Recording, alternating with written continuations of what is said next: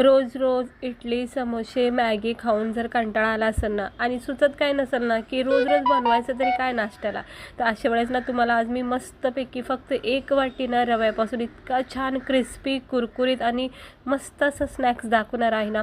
तुम्ही कधीही कोणत्याही वेळी हा नाश्ता हा स्नॅक्स बनवू शकता. हा नाश्ता तुम्ही लहान मुलांच्या टिफिनसाठी सुद्धा बनवू शकता किंवा कधीही असं कंटाळा आला आणि काहीतरी कुरकुरीत असं खाऊ वाटलं तर हा झटकेपट नाश्ता होणारा आहे. तर पाहू शकता इतका सुंदर आणि क्रिस्पी कुरकुरीत रव्यापासून बनणारा हा नाश्ता आहे. काही झंझट नाही, अगदी सोप्या पद्धतीने बनता. 5च मिनिटामध्ये बनवून जातो हा नाश्ता. तर व्हिडिओ बघा आणि नाश्ता आवडला, रेसिपी आवडली ती करू नक्की बघा. सर्वजण आवडीने खातील. तर आपल्याला ह्या नाश्त्यासाठी बघा काहीच लागणार नाही.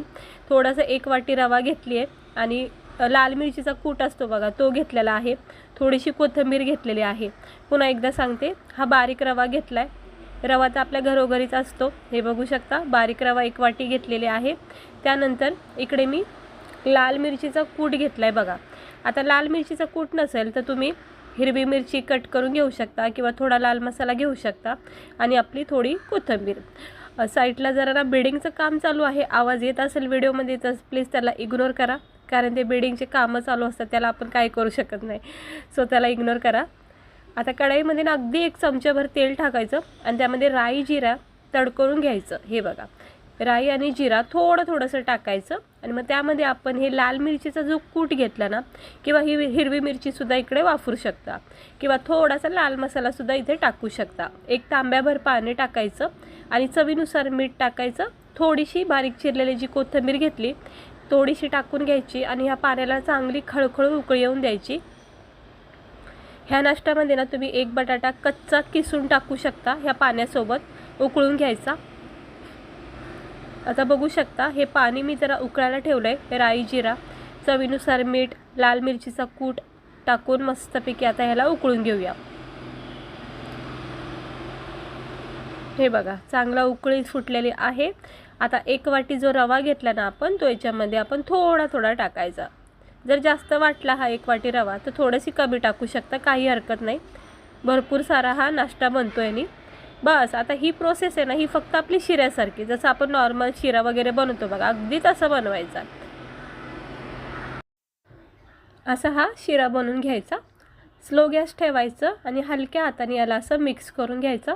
जोपर्यंत दाटसरपणा तयार होत नाही, जोपर्यंत आपला परफेक्ट हा शिरा तयार होत नाही. हे बघा स्लो गॅसवर असं याला चांगलं शिजून घ्यायचं आणि थोडासा घट्ट झाला म्हणजे चांगल्या प्रकारे रवा शिजून निघाला ना मग आपण याला काढून घ्यायचं. बस ह्या नाश्त्याची एवढीच प्रोसेस आहे की तुम्ही हा रवा तयार करायचा जसा दाखवला आहे बस. आता बघा चांगला झाला आहे घट्टपणा याच्यामध्ये तयार. आता आपण ह्याला एका प्लेटमध्ये गरमागरम काढून घेऊया. तर मी एका प्लेटमध्ये याला काढून घेते. गॅस बंद केलेला आहे इकडे मी आणि ह्या प्लेटवर मी आता ह्या रव्याला काढून घेते.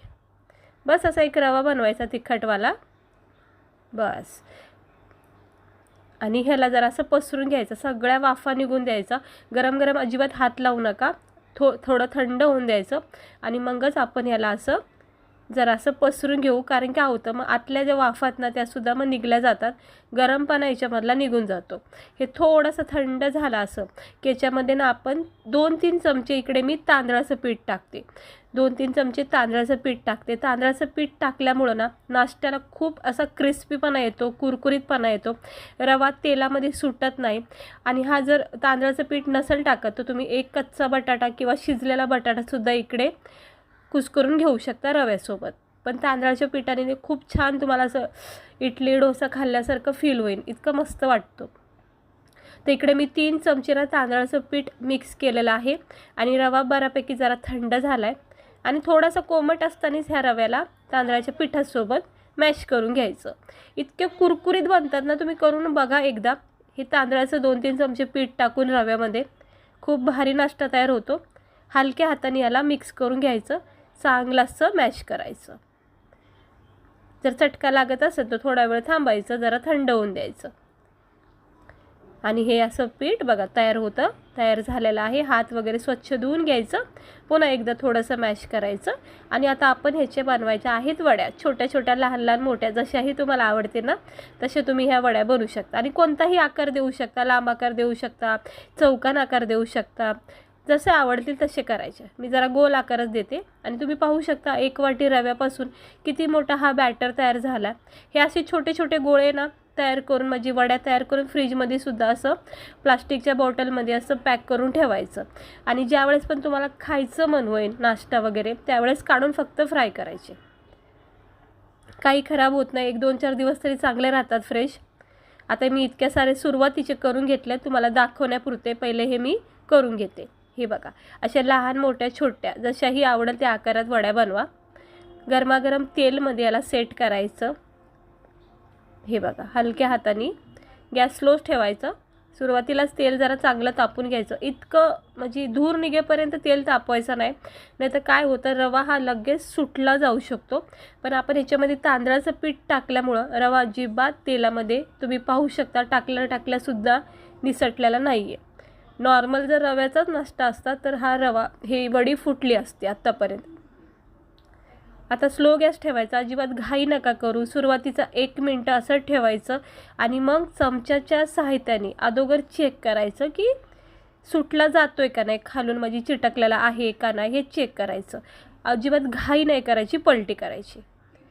आपण एवढी मेहनत घेतो, मग त्यासाठी व्यवस्थित झाला पाहिजे नाश्ता, त्यामुळं जरासा जपून करायच्या प्रत्येक गोष्टी. हे बघा, आता पलटी करून घेतल्यात हलक्या हाताने. सुरुवातीला मी चेक केलं चमच्याने, खालून सुटलं की मग पलटी करायची. आणि 1-1 मिनटं सुरुवातीचे द्यायचे पलटी करता वेळेस. आणि एकदा ह्याच्यामध्ये कडकपणा तयार झाला दोन्ही बाजूनी, मग तुम्ही थोडीशी गॅसची फ्लेम वाढू शकता आणि चांगला ह्याला रंग चढेपर्यंत कडक असे फ्राय करू शकता. आता दोन्ही बाजूनी बघा चांगले ह्याला फ्राय होते. मी थोडा गॅस फास्ट केलेला आहे कारण दोन्ही बाजूनी हे कडक झालेत. मग आता तुटायचं टेन्शन नाही आहे. फक्त सुरुवातीलाच तेवढं थोडीशी काळजी घ्यायला लागते, जेणेकरून काय होतं, नाश्ता हा फुटला नाही गेला पाहिजे. आता दोन्ही बाजूनी बघा आलटी पलटी किती सोपं सहजपणे होत आहे, अजिबात तुटला नाही. आणि एवढा सुंदर रंग, चॉकलेटी रंग येईपर्यंत याला चांगलं फ्राय करून घ्या. बघा किती मस्त वाटतात ना, भाताक्षणी अशी खायची इच्छा होती. खूप भारी वाटतो तो नाश्ता, तुम्ही नक्की करून बघा. ह्याचे एकदम लाल भडक रंग येईपर्यंत ना स्लो गॅसवर मस्त याला कडक फ्राय करून घ्या. काढून घेते. तर पाहू शकता तुम्ही हा नाश्ता आपला किती छान तयार झाला. एकदम क्रिस्पी कुरकुरीत वाटतोय का नाही, कुठेही रवा तुटला नाही, निसटला नाही, अजिबात पॅनमध्ये रवाचा एक कणसुद्धा पडला नाही. परफेक्ट पॅक झाला आहे का नाही नाश्ता. आता हे सगळं काढून घेते. गरमागरम आपण प्लेटमध्ये सर्व करूया. तर केचपसोबत आणि स्पेशली ना खोबऱ्याच्या चटणीसोबत, सांबारसोबत इतका भारी वाटतो नाश्ता. नक्की करून बघा. सकाळच्या घाईमध्ये अगदी सहजमध्ये कमी वेळामध्ये फक्त रवा बनवायचा, शिरा बनवायचा आणि असे गोळे गोळे करून फ्राय करायचे. म्हणजे त्याच रव्यापासून जरा वेगळं ट्राय करायचं. इतका भारी वाटतो बघा. आता हा तुम्ही नाश्ता पाहू शकता, याचा क्रिस्पीपणा हे बघा, तुम्ही अंदाजा लावू शकता. हे बघा किती कडक झालेला असं ना, मस्त वाटतो का नाही, कुरकुरीत क्रिस्पी झाला आहे. आतून रव्या एकदम छान शिजला आहे.